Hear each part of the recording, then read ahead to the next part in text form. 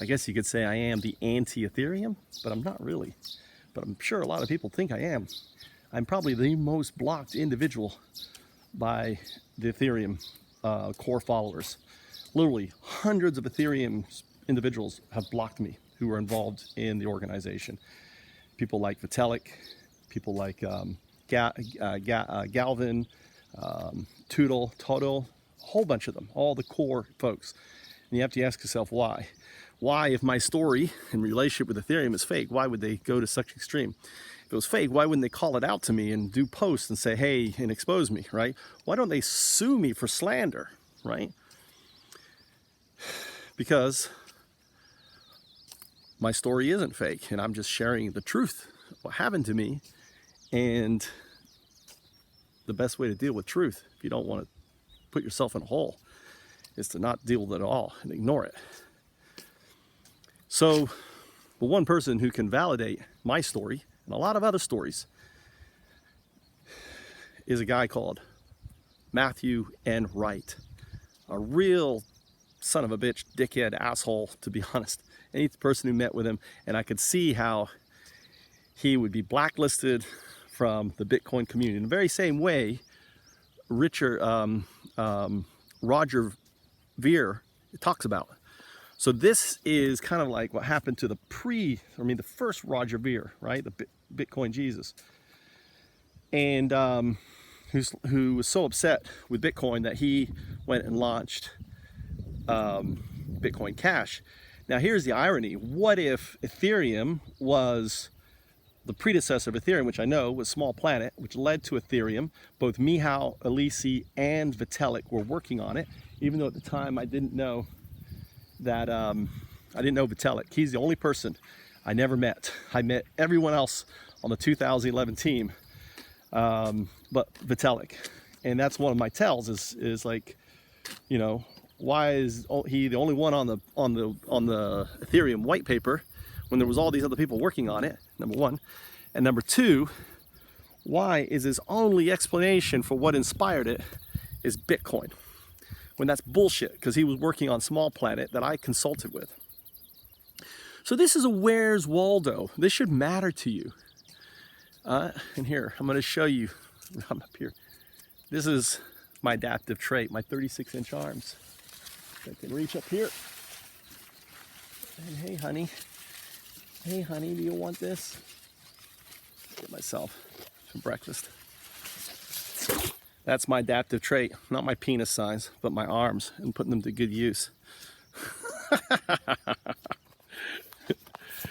And it should matter to you the real truth behind Bitcoin Magazine, the truth behind Vitalik, or, you know, Ethereum. I mean, what is the true story? Because if we live in society where we allow people to dictate the truth to us, when we know there is a story there, we know there's an underlying truth, then we are no different than, you know, white man defining history and ignoring all the people that we stepped on and trod on along the way. Those individuals, whether myself in relationship to my work with Ethereum, and at this point, I don't care about money. I just want acknowledgement. Yes, Michael, we met. Your work led to the DAO, completed what we worked on. Matthew's worked on Small Planet that we started. Yeah, he's a real dickhead. We moved on. Whoever, I don't know. But be honest and be truthful about it. But you'll notice on my comments, if you read the comments to the response, you're going to see, read the comments to the other one. There are some obvious comments of people who do not want MatthewNWright to be found. It's obvious. Anyone with any intelligence, just read those comments and you will see that. Oh, you know, kind of bullshit, like, oh, so the first post was kind of a bullshit post, like, hey, anyone know? Cheap, you know. And here's my deal. If anyone who knows me knows I don't give a fuck about money. I don't, you know, it's not something that drives me. And I'll keep adding more and more to the bounty to where is MatthewNWright. I'm the one paying the bounty. I want to bring MatthewNWright to the keynote speech at DevCon 5, UNDAO, the fifth age of man, right? At the VIP kickoff party on the 8th at www.unxxx4x's.com. It is the Fringe Festival. It is the on Ethereum event that takes place around Ethereum.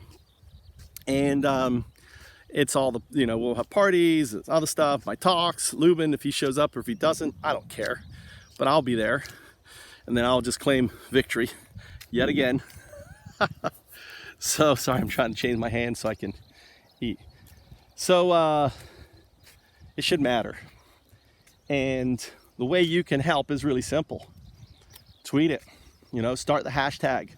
Where is MatthewNWright? Peg the Cent post. What is this? This is going to help Cent. It's going to drive tons of traffic to Cent. Because when they start seeing the Cent people like going asking this question, pushing out there, they're going to come back. I'm commissioning 2 articles to be written. All right, I'll tell you right now. One on Matthew story and one on my story. All of this stuff is leading up. I am creating controversy to drive eyeballs to me. I'm not going to lie to you. To drive eyeballs to the event that I'm launching. In 2016, when I attended DevCon 2, I was the talk of DevCon, let me tell you. And you can ask Bob, the director of ETC, whether that's true or not. He was the head of marketing. He says, man, you created a firestorm. Well, guess what? Michael Trout's back. I let you have DevCon 3, I let you have DevCon 4. But Michael Trout's coming back to DevCon 5. The fifth age of man. UNDAO. You'll notice my hand. UNDAO. DevCon 5. Why you should go to DevCon 5. Understand, every major ICO that launched in 2017 from Zcash, and a whole bunch of them were there at DevCon 2 in 2016. DevCon 5, oh my God, 2020 is going to be the year of the STOs. 2020 is going to be the most important year for launching ideas. DevCon 5 is the most important event as an investor, as anyone, for you to attend, because those events that showcase there are going to be the next big projects in evolving Ethereum and everything else. It is their annual event. It is where, Ethereum Joseph will stand up and take the stage. Consensus is just stroking his ego and kind of pushing his vision of being the Microsoft and everything. But DevCon 5, that's where the magic happens. And that's where I'll be. See you there. UNDAO.